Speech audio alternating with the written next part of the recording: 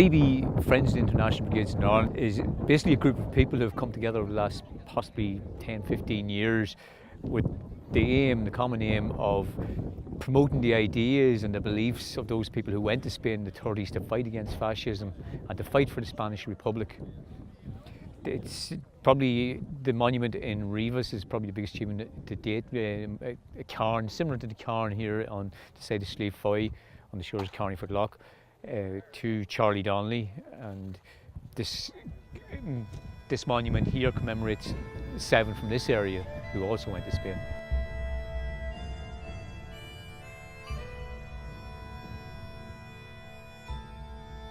What's your connection to the Friends of the International Brigades Ireland, you being from Spain? Yeah, well, my connection goes back to 2010 when a group of Irish people who had been coming out to commemorate the Brigaders who had fought in the Spanish Civil War. So they wanted to build a memorial for Charlie Donnelly, who was a volunteer from the north of Ireland, and this memorial is out in Rivas Vacia Madrid. So because I am Spanish and I live in Madrid, I was a liaison person for them, and as from then I started getting involved and helping them in their commemorations yearly.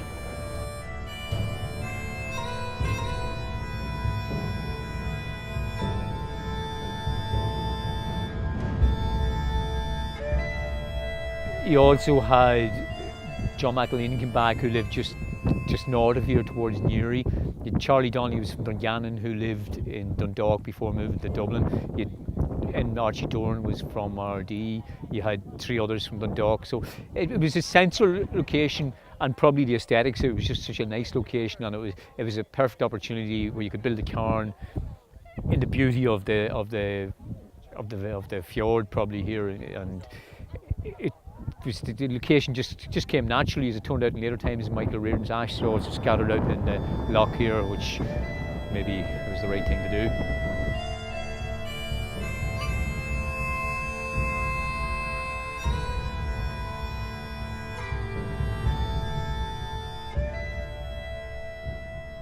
The Spanish people today, do they hold with pride the memory of the International Brigades in their hearts?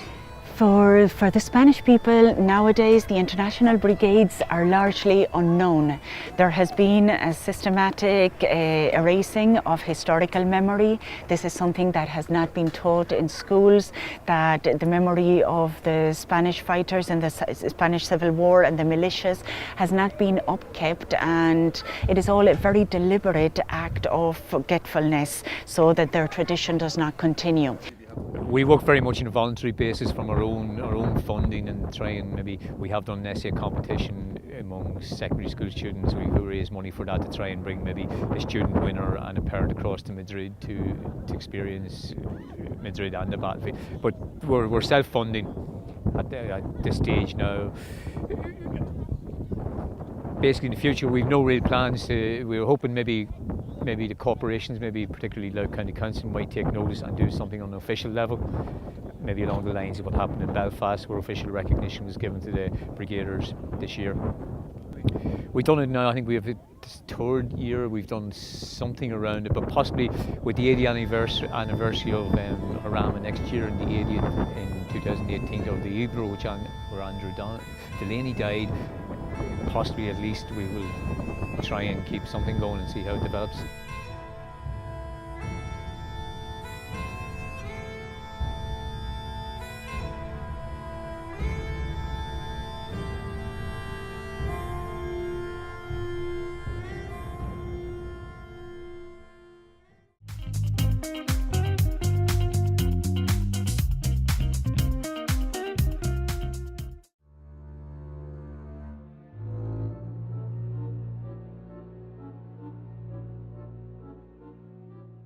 We're here with NearTV in the East Wall Men's Sheds, and I'm here with Sam, who's one of the founding members of the Men's Shed, and he's going to tell me a bit about it this morning. So, hi Sam. How you doing? Great to meet you. Yeah, good good to meet you. And tell us a bit about this place. When was the Men's Shed down at East Wall started? The Men's Shed in East Wall started in 2014. Basically up now in the boat club on the Tolka. and 5 months ago we got a chance to moving into these new premises here on East Road. Sponsor the Well, we had this building when we took over here about 5 years ago. So the 6 acres, it really belongs to Nana. But we rented long term from them. So we had the houses here, and I just kind of felt, because we were renting a long time, there was no point throwing a load of money into it or anything else. So if somebody else could get the use out of it, so we came to an agreement that they could have the use of this, and when I needed a little small job done or what have you, they'd come and do it for me. Yeah, very good. So it works both ways. It does indeed. Yes, It does it's indeed, a great facility, Is it lovely? isn't it, for the guys? Yeah. And the enthusiasm and everything. It's great to Yes. see them all. Yes, I think we'll have really to get a women's shed next. Definitely, although women's sheds, we have our own, don't We we? do. We don't need. So anyway, look, we're delighted with it. Yeah. And every time I come in, they've done something different. Yes, Yeah. yes. Well, they were telling me that there was no floor here, No. basically, and they No, built the it up windows and- were broken, the floors were Yeah. broken. They've done all of this Yeah. themselves. So it's a great job. Fantastic. Delighted. Yes, we're delighted Keeps for them them. all out of harm's way, Exactly, doesn't it? out of the Ryan's way. We've been down here now 5 months, and we've really blossomed now in the 5 months. We've blossomed from about 7 men to about 25. So our core membership now is about 34, I think. Literally in the last 5 months it's been blossomed. And what exactly do you do now? What is the men's shed all about? Well, basically the men's shed is set up here for men to come down and basically just to mix. It's nothing to do with, they can come along and get into stuff, but they come down here, they can go upstairs and have a game of darts, game of pool, sit around, have a cup of tea or coffee. I believe they're up there having tea They're now. up there at the moment. They're up there in the moment on their break, and it's really a place for them to come down and sit down and try and mix in with the other men and get talk. That's what it's all about, these men's sheds. It's all about getting them, and they do mix. Take it from me, they can pass each other in the street every day and say hello and everything else, but when they come down here and they're up there making whatever they're going to make or wherever they're going to have a cup of tea or a cup of coffee, they just gel and it's good, Yeah. Now you're also doing a lot of craft works, and carpentry is the main thing that you do down here. Yeah, well, we do. I mean, that's what happened here. I've got a new fella come down there about a month, 2 months ago, and he started off making small, these e-cigarette lighters, or cigarettes. Right, yeah. He started making the holes for them, so that was new to us. So I mean, we said they're going now. Yeah. And then you have other fellas come down, like one of our welder here, Milo. He brought welding into the men's shed, and we benefit from that. We do a lot of turning on the turning machines here. Yeah. That's a great craft in itself, and it's very, very relaxing. It's like painting. Yes, yeah. So you're passing on skills then from one to we the go, other. yeah. We also have two retired woodwork teachers here, Danny and Tom. They're a great asset here to the men's shed. They're absolute great what asset. age were they? An asset. Oh, they're retired, so we didn't ask them. Right. Oh, I thought you were going to say they were 100 They're or probably something. older than me, you know what I mean? But anyway, they without them we wouldn't have some of a lot of the skills here. Yeah. So we're really blessed, because there's men all over the country looking for somebody to show them craft work, and you can't get them. And then everything you make, you sell on, and the money goes back into helping. Well, most of the stuff we make, it's for people who are actually in the men's shed. Right. And then we make other stuff then that we can sell on, like the cigarette holders and the night lights, candles. We do a lot of that. And we also do make wooden benches, garden benches. Yes. Now we're just starting to make them upstairs right now yesterday, so they're for the summer. Garden boxes, what do you call them? We actually starting a new thing at the moment, making a wooden picture of a Galway hooker. It's actually upstairs. But I mean, generally that's a new thing now, the Galway hooker, so that will take our attention now. What does that involve now? Oh, it's a lot of Is it sanding. carving? Oh, it's a lot of carving, Yes. sanding and getting it right, and the colours. Then you have to paint it back at the picture and then put the onto the picture. It's quite Now, good. I've also heard that you've some replica guns from 1916 that you actually made Well, here. we were asked to do it from a drama group. I think it was in Cabra somewhere, and they turned out quite well now. We had a few people here working on them for a while there, and we see them later on, but they look okay. They'd be okay for the drama group, Right. So we were quite happy with that, and also another drama crowd want to lend to them. So, you know, they'll move along and see what happens after that. Right, very good. Job there. What's this you're doing? This is a garden bench for outside, so yeah, that's getting 3 coats now. This will be the 12 outside. And I see now it's not all wood. This is metal. That's, originally this was just the stool, a bench. But for people sitting on it, it wouldn't be strong enough, so this is an added for safety. Where'd you get these pieces of wood? Well, these were got over skip, the metal. Yeah. These were donated by a scout stand and no more use. This is just 2B1 that was getting dumped in the skip, but plain and treated. So it's all nearly recycled. Now, this is what it's happening. This is what it comes from. Yeah. It does come from like a door frame. Something like this. It comes from like the door frame. Yeah. It comes like a door frame, something like this. A bit thick, a bit wide on this. And we made a template for it, so, and then we mark it out. You had to borrow a gun, I presume, to make the template, yeah. Yeah, we borrowed it and we measured up then. Right, very good. Wow. Yeah, That's and a all small painted up, it looked like That's a new. small one. Yeah, very good. Oh wow. Not the full one, but the straps and all. Very good, isn't it? So you have to get some of these straps. Yes, yes. These straps are nice. Yeah. It's kind of hard getting. Do you? Yeah. That's an old bag. And that's what they would have had at the time, just an ordinary strap. No, ordinary strap like that. But Brilliant. screwed in. Well, they definitely look the part. And then they've been used then in theatre groups, in the drama groups and things. Yeah. Brilliant. He's the big shot. He's the big shot around here. Is he? Very good, very good.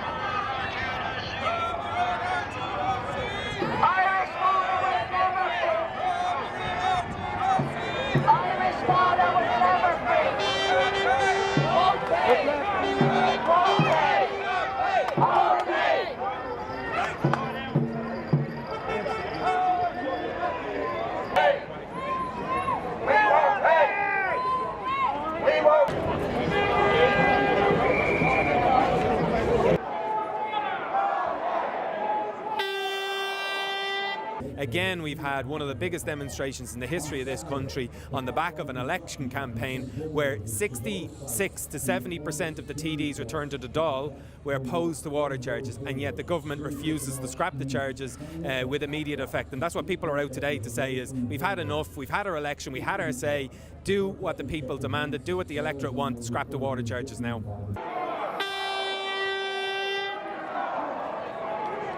Labour blue shirts, Fianna Fáil!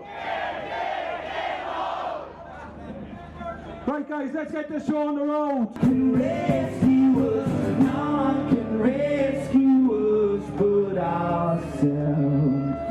Well, the expert commission has been set up to find one conclusion, that is that water charges will go ahead. It's not expert and it's not really a commission. So it's largely irrelevant and its findings will be irrelevant. People of this country voted for two things. They voted for change. Have we had change? They voted for an end to water charges. Have we had an end to water charges?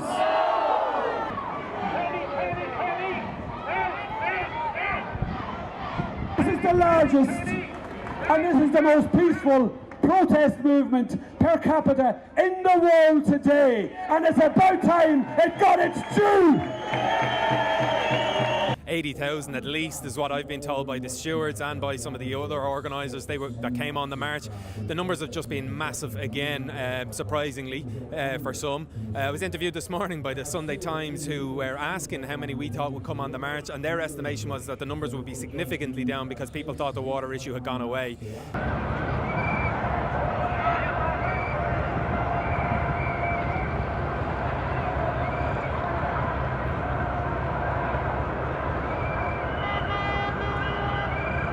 I'm from the north side of Dublin and I'm here today to support the campaign to ensure our access to water. I'm down here from Buncrana, County Donegal. I'm here to support the right to water and to abolish Irish water, and they bring Irish water into the Constitution for Irish people for it never to be sold. We came from Sligo, and we're here today just to show that we haven't gone away, and that we want abolition. We don't want suspension. Galway, to support charges against water. I'm from Swords. I'm part of the Fingal Right to Water group, and I'm here today because it's about time the government started listening to the people. It's about time the journalists in this country woke up and got on the side of the people of this country.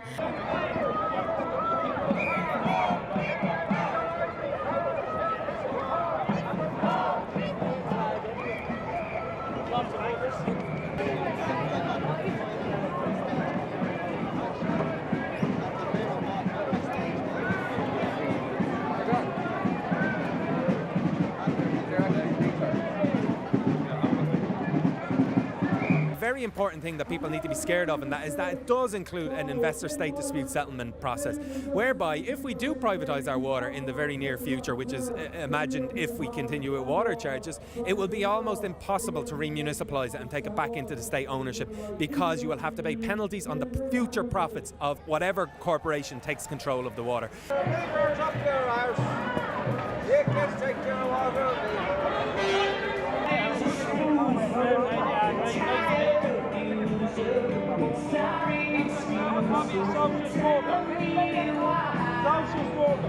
A referendum, put it in the Constitution and ensure it for future generations so that we don't have to do this every 10 years. Scrap the water charges. Number two, though, is just as important, if not more important, is to have a referendum to enshrine ownership of our water in the hands of the public and into the Constitution, so that no multinational, no IMF, no EU or any other outside body can come in and steal our water in the future.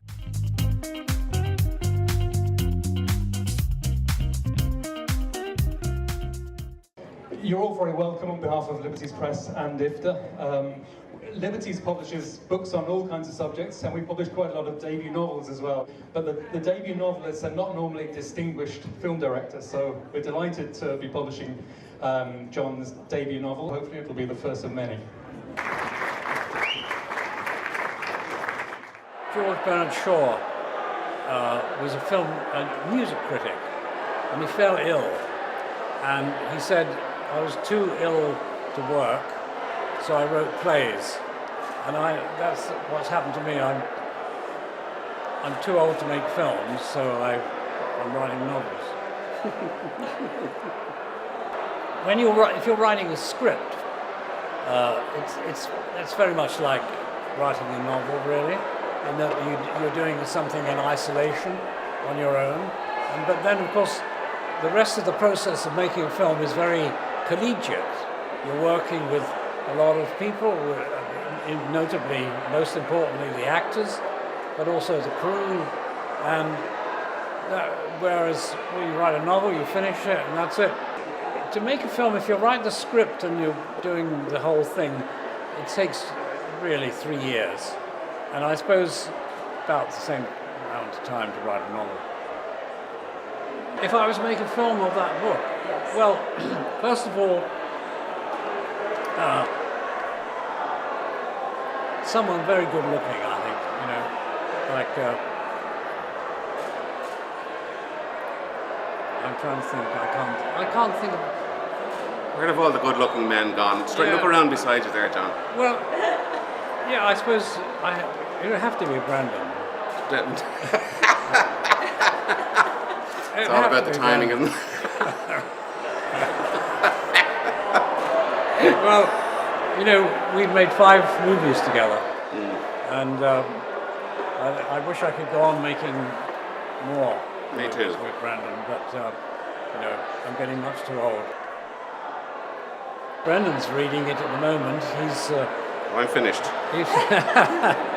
I love it. I think it's full of wisdom and wit and truth and honesty, and everything that John has brought to his movies is in there. I knew a lot of these stories, and to have them actually committed to a novel in such a brilliant... his conceit is fantastic. it's the making of a movie. So he inhabits it in a way that's utterly unique and really funny. The next one would be take place in a funeral parlour, and I would be the star myself, you know, because awaiting burial. You play it very deadpan. What I love about him is that the glory of film and the attempt of film to make sense of the world and to bring things to the world is all in there, as well as all the other stuff. So it's not just about, you know, an expose of the idiocies of humankind. It's about actually what's glorious as well. So it's a brilliant piece of work. Anyway, the film rights are up for sale. If anyone's interested.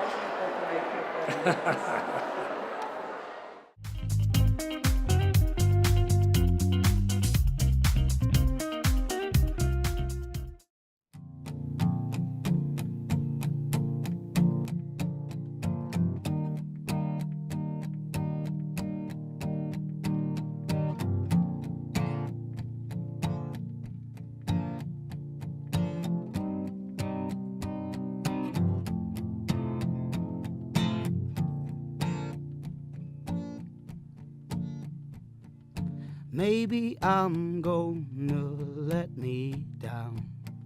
Lately I'm only on the ground. You gotta lift yourself up. You've gotta lift yourself up.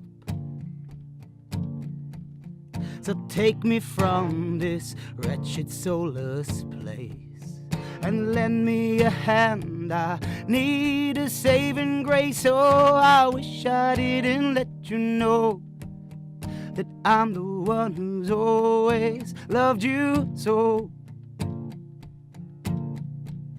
'Cause maybe if I had you, I'd be in a better place.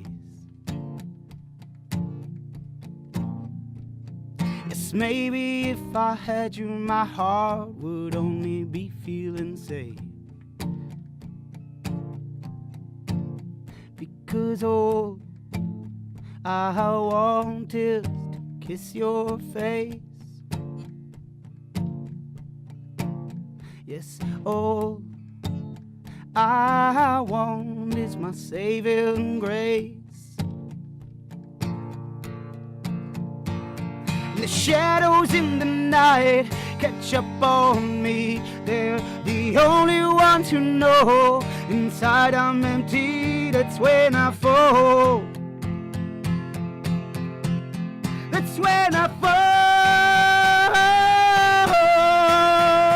And the key stays and I'm unaware. I'm breaking this body for too many years. Oh, I'm trying to distract, pretending that I don't really care. Oh, maybe if I had you, I'd be in a better place. Yes, maybe if I had you, my heart would only be feeling safe. And when this weight on these shoulders tries to drag me down, I fight it like a dog that just won't lie down. That's when I climb the walls. That's when I climb the walls. And it's taking its toll every single dawn. Someday I know I'll be so strong. Oh, I'm trying to find my soul. Yes, maybe if I had you, I'd be in a better place. Yes, maybe if I had you, my heart would only be feeling safe. Because all I want is to kiss your face. Yes, all I need is my saving grace. Yes, all I want is to kiss your face.